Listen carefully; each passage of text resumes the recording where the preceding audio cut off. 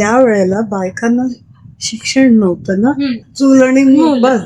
म्हणून मी अक्षरशः आईकडे बसून रडले. आम्ही 5 वाजता उठायचो हम्म. आणि थंड पाण्याने आंघोळ. आमच्याकडे बटाट्याचं सॉंग करतेस. हा, बटाट्याचं song. त्या मुली जेवायला बसल्या. कमलाबाई, तुम्ही कसं करता सॉंग? मला पहिल्यांदाच आलं टोमॅटो सार करायचं अच्छा, आणि मला स्टोव पण पेटवायचा पेटवता येत नाही. कठीण वाटत होतं. 4थीत असताना माझा पहिला नंबर आला तर म्हणून बाईंनी मला खोटीच असतात ते पण कानातले घेऊन दिले होते. हम्म. आईच्या माझ्या प्राथमिक शाळेच्या शिक्षिका श्रीमती निर्मला कलंबी यांना आज मी भेटायला आले. गुरुपौर्णिमेनिमित्त मी त्यांना एक छोटीशी भेट द्यायला आलेले. पायनॅपल इडली.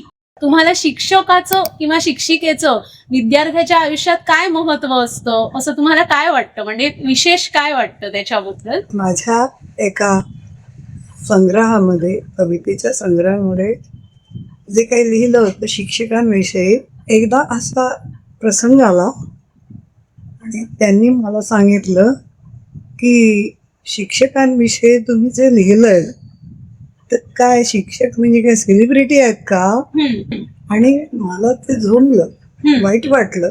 पण नंतर माझ्या मनात एक विचार नक्की आला आणि हेच तुम्हाला सांगावंसं वाटतंय मला की शिक्षक म्हणजेच खरा सेलिब्रिटी असू शकतो.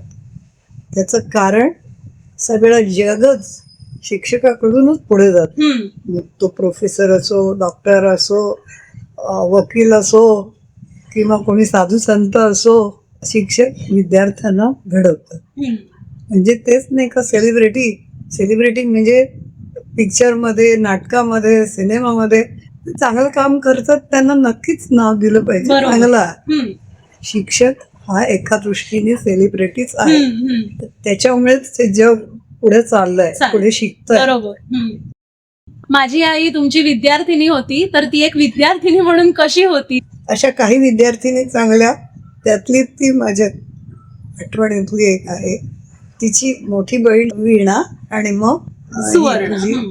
गोड होती मुलगी, चांगलं शिकायची. हम्म. आणि त्या काळात मराठीचंच एक महत्व असतं. हम्म. मला तर आमची कोकणी भाषा असली तरी मला मराठी आजही आवडतं, हम्म. छान वाटतं. आणि ती गोडच होती मुलगी आणि म्हणणं मात्र वाघ होतं. तुम्ही ज्या संस्थेत शिकलात आणि पुढे शिक्षिका म्हणून काम केलं त्या संस्थेबद्दल मला माहिती द्या. मी ज्या संस्थेत वाढले हम्म. ती संस्था 1908 सालची एका पारशी माणसाने सुरू केलं आणि हम्म. रमाबाई रानडे त्याला भेटल्या त्यांना. अच्छा. त्यावेळेला बायकांना शिक्षण नव्हतं ना, हम्म. चूल आणि मूल मूल. बस असं होतं. त्यामुळे त्यांना वाईट वाटलं की आता ह्यांना बायकांना शिक्षणाची दिलं पाहिजे. गरज आहे. हम्म. आणि म्हणून त्यांनी स्त्रियांसाठी त्यांनी ही संस्था स्थापन करण्याचं मनात आणलं आणि 1908 साली सेवा सदन सोसायटीची स्थापना झाली. हां. नंतर त्यांनी राहण्यासाठी सोय केली बायकांची आणि विडो बायका हा, ज्या असतात, वसतिगृहाची त्यांनी हां, सोय हां. केली. हा. आणि त्या स्वयंपाक पाणी करायच्या. माझे वडील लवकर वारल्यामुळे आम्ही 4 भावंड असे अनाथ झाल्यासारखे अच्छा. आहोत. हम्म. म्हणजे माझी आई तिथे स्वयंपाक करत होती. हम्म. आता तिने 15 वर्ष स्वयंपाक केला. हम्म. तिने खूप कष्ट काढले. परंतु एक वैशिष्ट्य माझ्या आईचं, तिने आजही मला आठवलं की माझी आई कधी कुणाशी भांडली नाही, हम्म. कुणावर रागवली नाही, हम्म. डोळ्यात पाणी काढून आणलं, आम्हाला काही सांगितलं नाही, वडिलांविषयी वगैरे कुठली. आणि आम्ही अभ्यासात, खेळात, जेवलो, खाल्लो, शाळेत गेलो आलो, तर ती स्वयंपाकघरात ती अन्नपूर्णाच असावी असंच मी म्हणते. बरोबर. की एवढ्या लोकांचं, 60-70 लोकांचं स्वयंपाक, एवढी मोठी भांडी हम्म. चुलीवर, हम्म. गॅसवर चपात्या. आमच्याकडे बटाट्याचं सॉंग करतेस. हा, बटाट्याचं song. त्या मुली जेवायला बसल्या. कमलाबाई, तुम्ही कसं करता सॉंग? हम्म. मस्त होतं. स्वयंपाक सगळ्यांना आवडायचा. विशेष म्हणजे ते महत्त्वाचं सांगायचं आहे मला.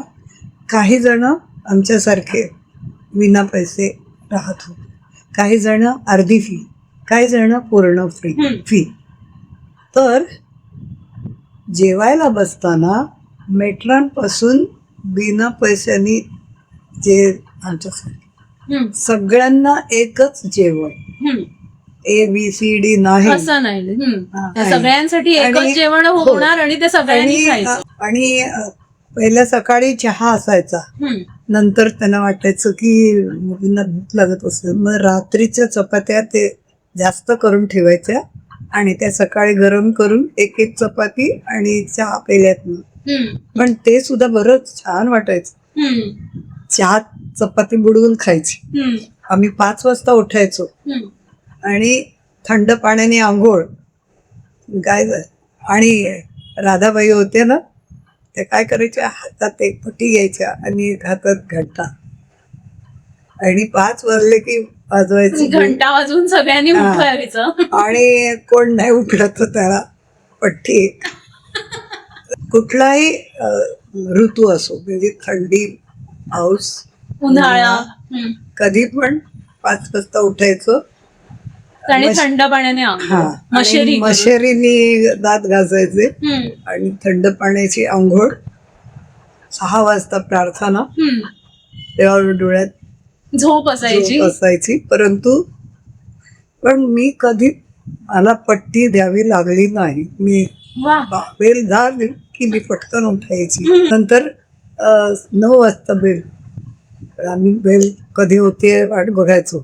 आणि मग जेवण झाली की सगळं आपले ताटं धुवून जागेवर ठेवून आपली तयारी शाळेची. 11 वाजता शाळा आणि मध्ये 2 वाजता दुपारची सुट्टी. तिकडे जाऊन मग आम्हाला चहा, 2 स्लाइस ब्रेडचे, द्यायचं. आणि संध्याकाळी 4:30 वाजता शाळा सुटली. मग 5 वाजता म्हणजे शाळा सुटली की आम्ही जायचो. 5 वाजता एक दिवस केळं, एक दिवस चणे शेंगदाणे असं संध्याकाळचं आम्हाला खायला मिळायचं. आणि नंतर आम्हाला खेळायला मिळायचं खाली. मला कुठे क्लास वगैरे झाला नाही, पण मी 11वी त्या काळात 52% मार्क मिळून पास झाले. नंतर मग संस्थेला दुसरे बाहेर कुठे पाठवत नसत. विल्सन कॉलेज जवळ होते, ते 60-70% असतील तर. परंतु त्यांना तिथे ट्रेनिंग कॉलेज आहेच ना, त्यामुळे त्यांनी मला ट्रेनिंगला म्हटलं. मला खरं म्हणजे बोलायची जास्त सवयच नव्हती, कारण संस्थेमध्ये तशी शिस्त. आपण जिथे संस्थेत राहतो, आई आपली स्वयंपाक करते, हा कुठेतरी विचार मनात त्यामुळे असेल. तो बुजरेपणा स्वभावामध्ये येतो. म्हणून मी अक्षरशः आईकडे बसून रडले. म्हटलं मला शाळेत शिकवायला जायचं नाही.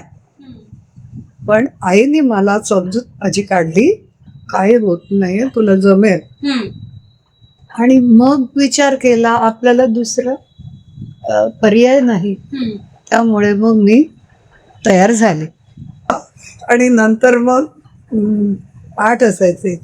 पाठ कसे असायचे, व्यवसाय पाठ म्हणत असो. म्हणजे काहीतरी मला पहिल्यांदाच आलं टोमॅटो सार करायचं. अच्छा.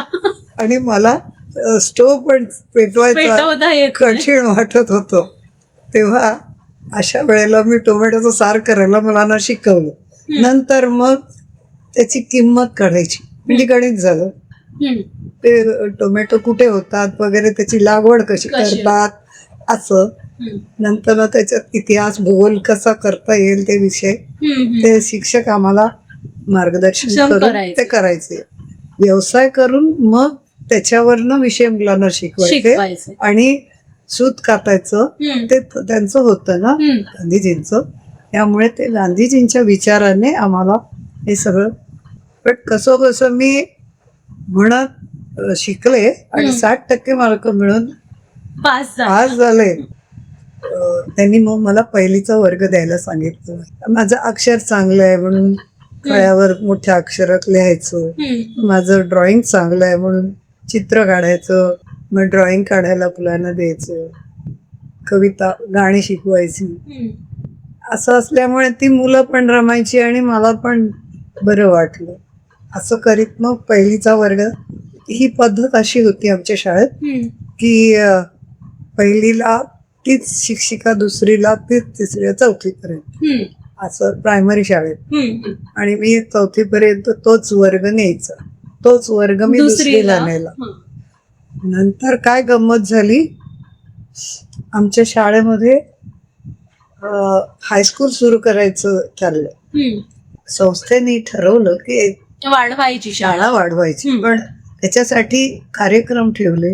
आधी आम्हाला डोनेशन्स गोळा करायची होती. हम्म, माझी संस्था काही घरी जाऊन मी डोनेशन्स गोळा केली हम्म, आणि तेव्हा मला वाटायला लागलं की आपली शाळा आहे तर आपल्याला काहीतरी केलं पाहिजे. हम्म. आणि माझं ड्रॉइंग चांगलं होतं तेव्हा मी म्हटलं, एकदा तर त्यांनी प्रदर्शन घडवलं होतं आम्हाला, ज्या आम्हाला वस्तू करता येते सगळ्यांनी मिळून हम्म. काय काय करता येईल. माझं ड्रॉइंग चांगलं असल्यामुळे मी सुंदरपैकी एक ग्लास पेंटिंग केलं होतं, अच्छा. शिवाजी महाराज, वा. आणि त्याच्यावर ग्लास हम्म. चित्र, हम्म. आणि मग ते तसंच मी पेंट केलं. पेंट केलं. आणि इतकं हुबेहूब झालं होतं हम्म. ते. कोणते विकत घेतलं म्हणजे अच्छा. मग ते असं होतं की तुम्ही विकत घ्या हम्म. प्रदर्शन. आता कसं आपल्या कलाकृतीचे फोटो काढून ते जतन हा. करता येते, तशी त्यावेळेस पद्धत नव्हतं. नव्हती, त्यामुळे हा. ते तुमच्याकडे अनफॉर्च्युनेटली नाही. राहिली. मी संस्थेत कामाला लागले आणि फी 30 रुपये हॉस्टेलची.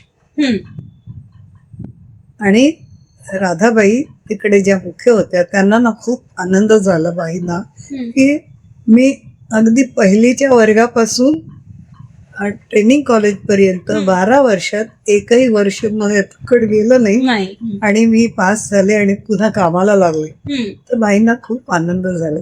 चौथीत असताना माझा पहिला नंबर आला होता म्हणून बाईंनी मला कुठेच असतात ते पण कानातले घेऊन दिले होते. तर त्यावेळेस रेकॉर्ड असायचे बघ, ग्रामोफोन. हा, ग्रामोफोनचे रेकॉर्ड असायचे, त्याच्यावर मी पेंटिंग केलं. वा. नंतर जेवायला बसताना तुम्ही काय घेता?